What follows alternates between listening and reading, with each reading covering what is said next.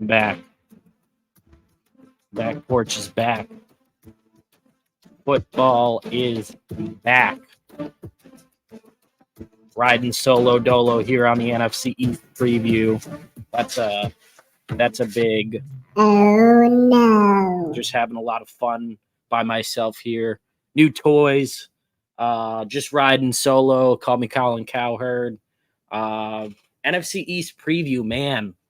We're gonna start at the top. We'll go through the division, starting from the predictions of the winner to the loser of the division. I'll try to keep this short and sweet.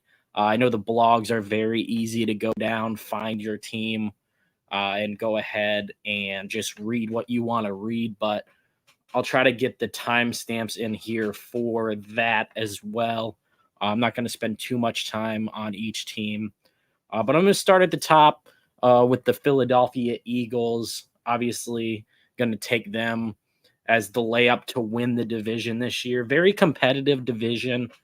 If you look at what they did last year, when you can lose a guy like Javon Hargraves in free agency over to the San Francisco 49ers and then go ahead and replace him with a guy like Jalen Carter and Jordan Davis, you're doing pretty well on defense. That's where everything started for the Eagles last year. Was on the defensive side of the ball, and what Jalen Hurts did on the offensive side of the ball with A.J. Brown, Devontae Smith. It's hard to pick against them. There's a reason why they are one of the Vegas betting favorites to go back, not just because of the defense, but the evolution of Nick Sirianni and the offense. Obviously, losing both assistants are huge for the Eagles. However, it's a rebuild. It's a reload, not a rebuild, is what they like to say. I'm taking Philly to win the division. I'm going to give them a 12-5 record this season. I really don't think that you can be mad if you're Eagles fans going 12-5. I think anything more, you'll be a little bit disappointed with expectations. The expectation is to go back and win a Super Bowl. However, there is a trend of Super Bowl loser hangovers in the NFL. The Eagles will try to avoid that, make that not a thing, and just wipe it out of the past, doing what the Bengals did, and just fixing the narrative of the Super Bowl loser hangover for that. Coming in second place, a lot of people might want to pick the New York Giants here, but that's laughable to me. Second place team this year will probably be an 11-7 Dallas Cowboys team. Now, I know that Mike McCarthy is on the hot seat this year, as he should be. Dallas has disappointed in the playoffs. They have been a great regular season team, but Dak Prescott I'm not even going to blame Dak Prescott for all of the issues that go on in Dallas. It really starts at the top with Jerry. I'm not a huge Jerry Jones fan. If I was a Cowboys fan, I would be thrilled with Jerry Jones and his way of spending money and wanting to go out and do everything for the franchise to go ahead and go all in. It seems like every year this is the year. And it really hasn't been this year since the 90s as we approach the 2023 season. God, I cannot believe that we are saying that right now, the 2023 NFL season. We've seen a lot of crazy changes go on. The big one that's a big part of my life, not just the quarterbacks that we've seen grow up, like the Breezes and the Mannings and the Bradys that are now retired, but we're getting a change in NFL Sunday Ticket getting bought out by YouTube TV. It's been on DirecTV my whole entire life, and that is one of the craziest evolutions of this game. It's so crazy. We've seen name changes. We'll get to the football team that had changed their name in this division a little bit later on in this little mini episode, I'll call it the NFC East Preview standalone episode for you guys listening on Spotify, Apple Podcasts, wherever you get your podcast. Shout out to you guys for listening to me. Colin Cowherd style by himself. I get a round of applause for that one. Just doing it for the people here today. But back to the Cowboys. Lots of expectations there.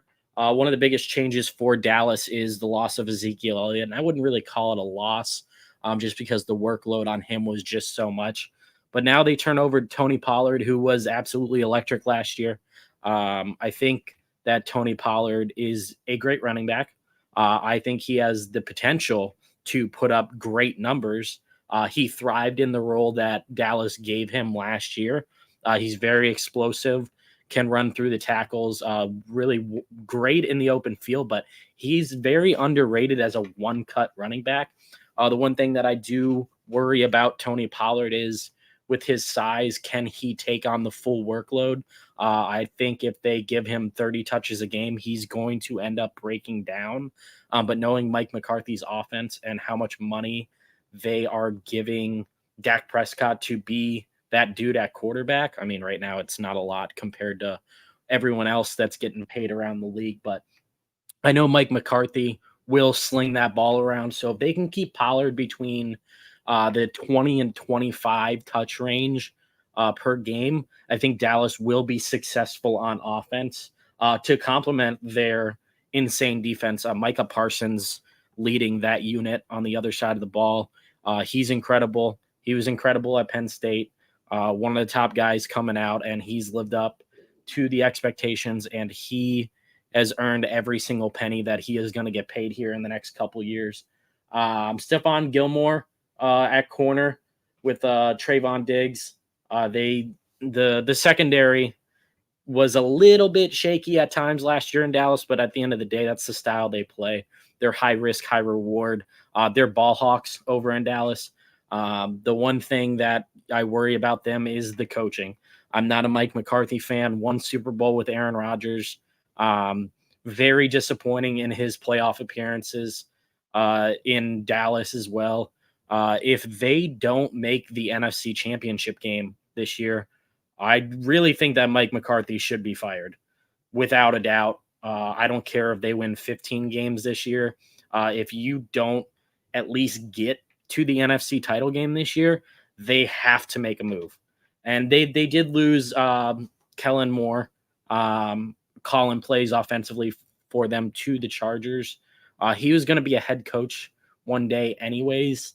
I know there's a lot of hype at the beginning of last year, but the way that the season unfolded, it just didn't work out for him to go get a head coaching job. I think he had a couple different interviews. Took the OC job in LA with Brandon Staley, who that's another train wreck that I talked about. I don't know how that man still has a job. They fired, Lombardi, the offensive coordinator, took the blow last year, but we'll see what happens because the Chargers are on the hot seat. So Kellen Moore could be the head coach in LA by the end of this year. And if he's not, I wouldn't be surprised if Dallas wants to call him back. That's just kind of how Jerry Jones works. Life comes full circle. And, Jerry wants to win one before his time is up. Obviously, he's not getting any younger. And he's all in. So Dallas, second place. What's that? 12 and 5, 11 and 6. I think I said 11 and 7. Yeah, it would be 10 and 7. 11 and 6, the Cowboys. 11 and 7 is them losing in the first round of the playoffs. I'm just so used to that happening that I said that. So moving on to the third place team, the New York Football Giants. Not sure. Can we give it a little cheer for Brian Daboll? Great rookie year. Don't want to take anything away from Daboll, what he did with Josh Allen and the Bills as an offensive coordinator. He turned around Daniel Jones, didn't pick up the fifth-year option, obviously, before he got there, or it might have been one of the first moves that they made, Daniel Jones not taking his 5th-year option, which made him a free agent after having a hell of a year for the Giants last year. Really turned it on with his legs. Really didn't have a lot of weapons on offense himself to throw to, but obviously Saquon Barkley was the real deal, which has now become a talking point and a problem in New York. If I was the Giants, I would have done the opposite of what they did. I don't agree with the way that they paid Daniel Jones and then didn't pay Barkley. I know that's the trend in the NFL right now with running backs. You just do not pay them the money. But Barkley deserved to get that contract over Daniel Jones. This isn't a prove-it year for Saquon Barkley. They could have went out and gave him 3 years, $40 million. They could have made him the back to be resetting the market for it, but instead they let Daniel freaking Jones take their money, and there's a lot of guaranteed money. So Daniel Jones is going to be there for the next 3 years. And you know what? The Giants could have taken the Kirk Cousins approach and hit him with the franchise tag twice before getting a long-term deal for Kirk. And it's worked out really well for Kirk Cousins in Minnesota. The man's gotten paid over I think it's over $250 million as a above average quarterback that hasn't done anything in the postseason. And you know what? Daniel Jones is an average quarterback, and he's getting paid as a top 5 quarterback. That is a huge mistake for the Giants. I really don't understand, because what happens this year if the second year head coach syndrome is a real thing in the NFL and they take a step back and Saquon has a good season? You're just going to let Saquon go on the open market? I mean, he's probably not going to get a lot of money if you just beat him into the ground, but you could have had Saquon for 2 more years. And then if Daniel Jones was the dude, you pay him after this coming season. I don't think the Giants make the playoffs this year. I'm not believing in the Giants. I like Kayvon Thibodeau. I know Andrew Thomas has come a long way. They did make the move for Darren Waller at tight end, but their wide receiver unit, Darius Slayton, Paris Campbell, injury problems, Jalen Hyatt, injury problems, Isaiah Hodgins, not ideal, Wan'Dale Robinson, injury issues. They have nothing but injury problems on their depth chart on offense. So what is Daniel Jones really going to do this year? He might struggle, and you gave him all that money.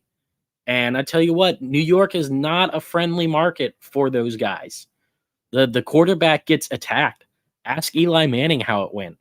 That man won them 2 Super Bowls, and he got crucified by the media. Watch what happens in New York when the Jets don't have a great start to the season this year. It's gonna be a lot of this. It's gonna be a lot of boos. Gonna be a lot of boos. Kind of doesn't sound like a boo, but it's a boo. We'll have to work on that. But yeah, there's gonna be a lot of boo birds out in MetLife if Daniel Jones doesn't live up to that money. And they're locked in for guaranteed money for, I think, 3 seasons. So you got at least 2 more years of it. If he doesn't show up this year, it's a big year for the Giants here. I mean, Dayball ain't going anywhere. Daniel Jones ain't going anywhere. But, I mean, they got a really solid core on defense with their pass rush. I just don't see it this year that they can make the playoffs. I have them finishing 9-8 as a team, and 9-8 isn't a terrible record. But when you give a guy top 5 quarterback money in the league, you need to make the playoffs. It's the same thing what's going on in Cleveland. I live it every single day as a Browns fan. If they don't make the playoffs this year, it is a true disappointment, and the quarterback ain't going anywhere. So 9-8 is not acceptable in Cleveland. 9-8 isn't acceptable as a New York Giants fan this year. But I don't see a world where they do that. All right, I'm done with the Giants there. That was kind of a little bit mean, but that's just the truth. It's what I think is going to happen. You could count me wrong, but I just don't see it out of the Giants this year. Now we move on to the team that changed their name. Jesus, the Washington Commanders, the recently sold Washington Commanders, who rumors are saying, some people are saying it's not me, but some people are saying that they want to go back to the Redskins name. That is not going to happen because that'll be awkward. Nobody wants that name back, except for the 90,000 people that have signed that petition. Just really strange. The Commanders are such a weird, interesting team this year. I think that they have a lot of talent. Their defense has been very consistent, but that's just a Riverboat Ron thing, who is also on the hot seat. I don't know if he will be the first coach fired, but I would check the odds of him being the first coach fired and put a little pizza money on a little $5 on that. You could probably get some good odds there. I'm sure Staley's up there. I don't think McCarthy would be up there as first coach fired, but I think Staley's up there. I think Kevin Stefanski's up there. But I think Riverboat Ron with his offensive coordinator here, Eric Bieniemy, who's been just blacklisted from getting a head coaching job for some reason, the worst interviewer on the planet, apparently. He could be the next head coach there. And if it doesn't start out pretty, you might see Eric Bieniemy running the show, driving the bus, as Hugh Jackson would say, within a couple weeks. But if you look at the talent, the pure raw talent on this team, on the defensive side of the ball, first round pick Emmanuel Forbes, you got Kendall Fuller out there, you got Chase Young, who they didn't accept the 5th-year option. Is he going to get traded? The team is just so dysfunctional. Deron Payne, Jonathan Allen, Montez Sweat. They have all these dudes that can get to the quarterback, and they've done very, very well over the last couple of years defensively, but they can't figure it out at quarterback. And this year, Jesus, they're going with Sam freaking Howell as their quarterback. They're going to go 4-13. Like, get the Brissett Express out there. Jacoby Brissett could win games for this team.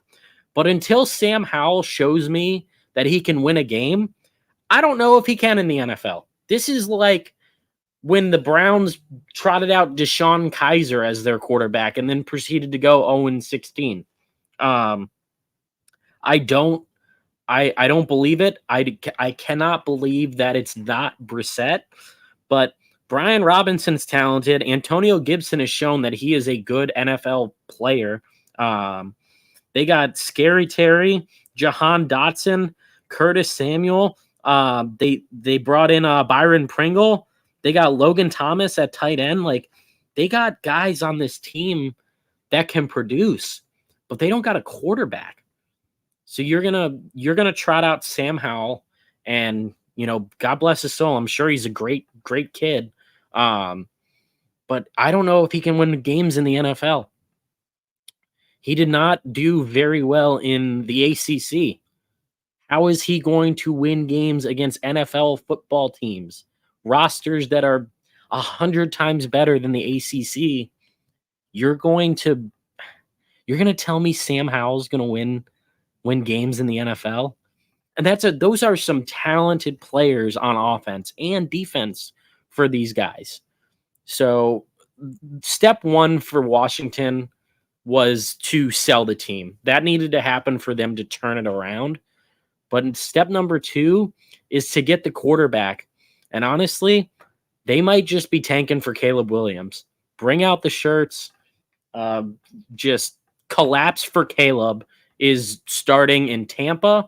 Collapse for Caleb is starting in Atlanta.